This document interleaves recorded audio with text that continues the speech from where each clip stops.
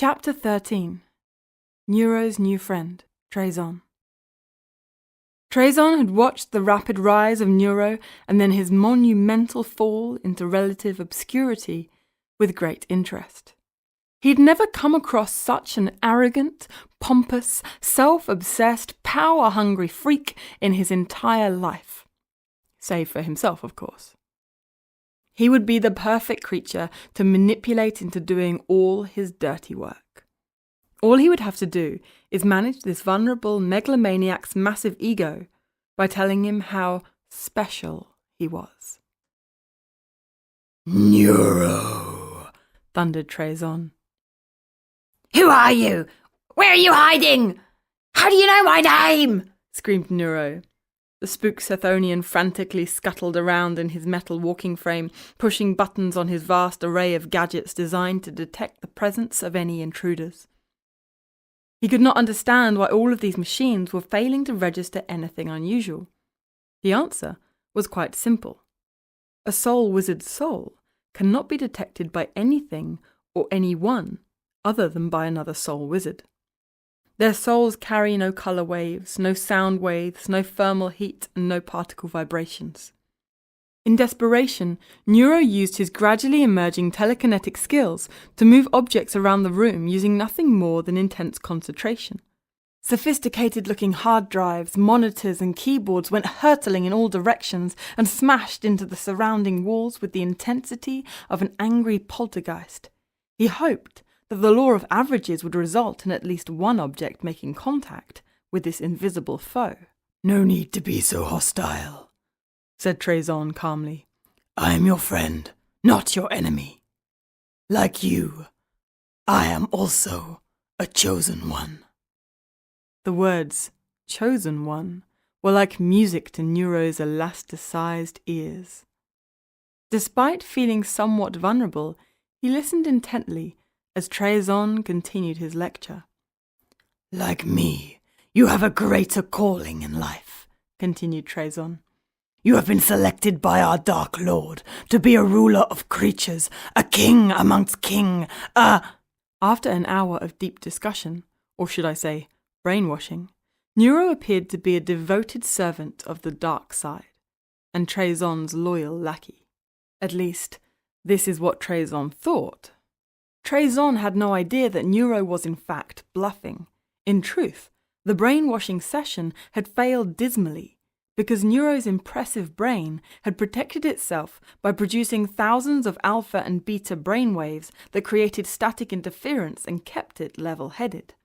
Neuro was simply playing along.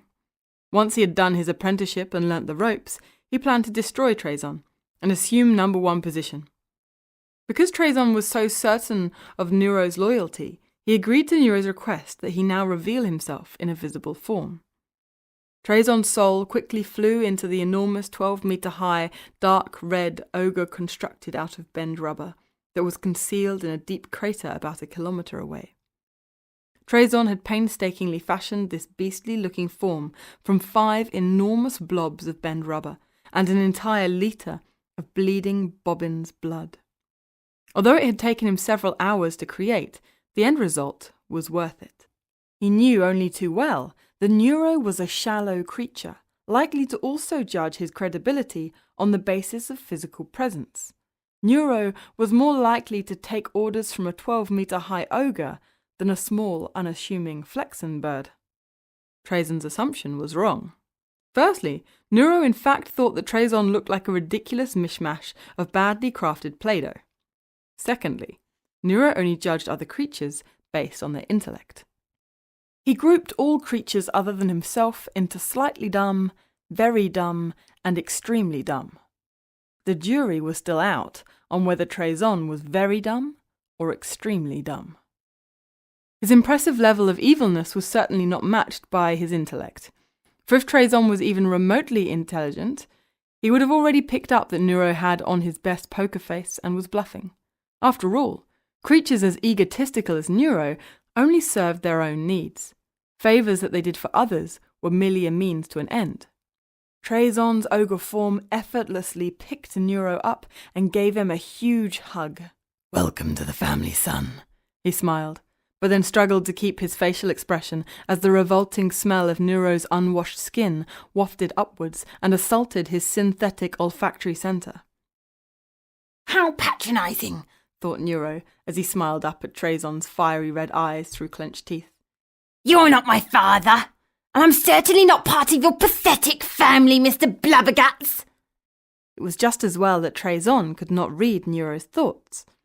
If he had been able to, he would have throttled Neuro there and then. Trazon set about briefing Neuro in relation to his first mission. He started off by gloating about how he had destroyed the entire Elkwoodian elf population, and then went on to explain how he was also causing the slow and painful demise of the Flush Flea's sugar fairies. You see, he explained, every successful evil act makes us stronger and our enemies weaker. Soon, we chosen few will rule the galaxy. Yes, I will, smiled Neuro to himself. Trazon's first mission for Neuro would be to destroy Dementia. It would be little more than a revenge killing. The old coot posed no real threat. He was a has-been. He only got lucky with his magic on the occasion that he managed to set Trazon's favourite Flexenbird's head alight. In addition to receiving an enormous fright, Trazon was also forced to throw away this frizzled bird and capture a new one. He resented having to go through the tedious and time-consuming process of training the newly captured one to become compliant with his needs to possess it from time to time. The new one turned out to be extremely stubborn and needed to have its head submerged underwater hundreds of times before he finally broke its spirit. It hated being caged when not in use and squawked day and night. The whole ordeal had left Trazon feeling angry, frustrated, and incredibly moody. On several occasions, when the incessant squawking drove him crazy, he threatened to fly it headfirst into a solid stone wall. His ego still felt aggrieved every time he thought about it. It still had an axe to grind. Hopefully, his new Sethonian lackey would even the score for him. Neuro swore not to return from the land of the lonely until he had destroyed Dementia. Trazon insisted that Neuro return to him with proof of the deed.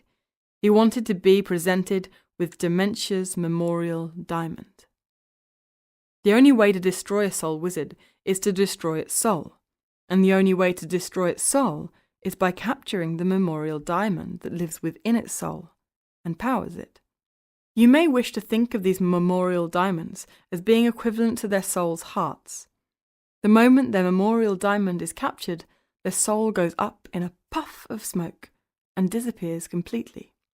If you look into the depths of the memorial diamond, you will see a holographic image of its dead master's face. All soul wizards have the memorial diamond of their great ancestors mounted into rings. In this way, they can have their ancestors close to them at all times. It's not uncommon for soul wizards who come from the more established bloodlines to have memorial diamond rings on all 10 fingers.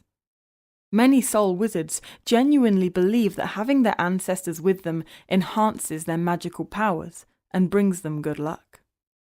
Trazon explained to Neuro that killing a soul wizard is not as easy as stabbing them through the heart or cutting off their heads. He explained that their synthetic rubber forms are simply used for visible identification purposes. If you opened them up, you would discover no bones and no vital organs. All you would see is a sophisticated digestive system. However, this digestive system in no way supported life. Rather, it allowed them to enjoy a broad range of gastronomic delights. It was their soul's memorial diamond that powered the whole operation. So if you wanted to kill a soul wizard, you needed to remove its memorial diamond. Given that Dementia's soul is invisible, how do I find his memorial diamond? And how do I retrieve it? Asked Neuro impatiently.